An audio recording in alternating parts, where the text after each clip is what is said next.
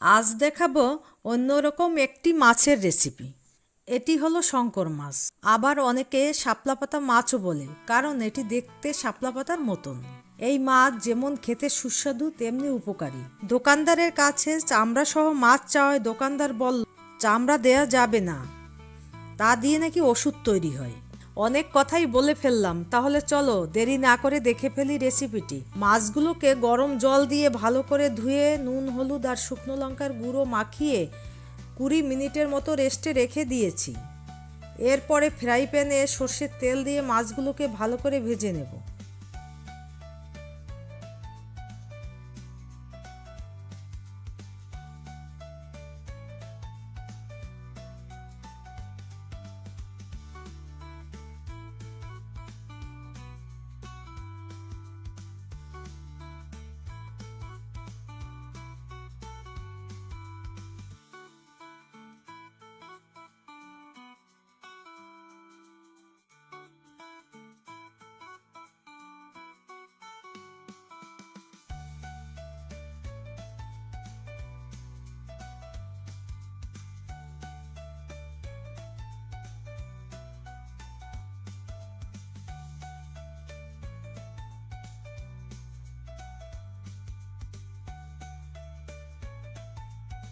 ভাজা মাছগুলোকে একটি পাত্রে তুলে নিয়ে দিয়ে দেব কেটে রাখা আলু।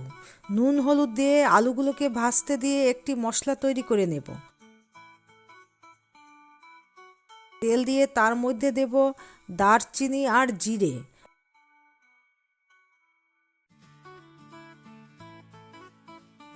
ভালো করে ভেজে মশলাগুলোকে বেটে নেব। ওদিকে আলু ভাজাও হয়ে গেছে। এবার প্যানে তেল দিয়ে তার মধ্যে দিয়ে দেব পেঁয়াজ রসুন আর আদার পেস্ট।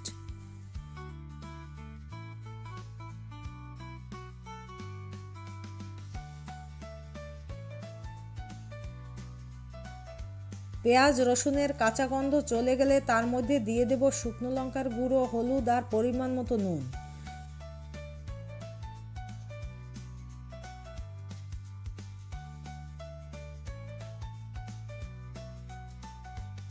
মশলা ভালো করে কষে এলে তার মধ্যে দিয়ে দেব ধনে গুঁড়ো।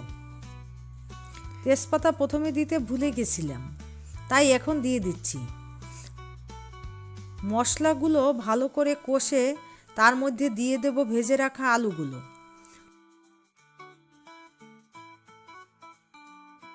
গরম জল দিয়ে আলুগুলোকে অর্ধেক সেদ্ধ করে নেব।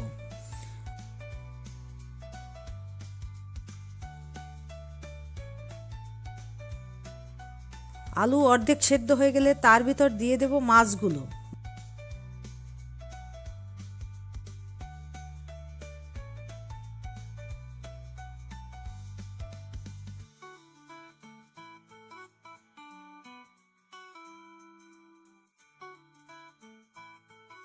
পনেরো 20 মিনিট পরে বেটে রাখা জিরে আর দারচিনি দিয়ে দেব।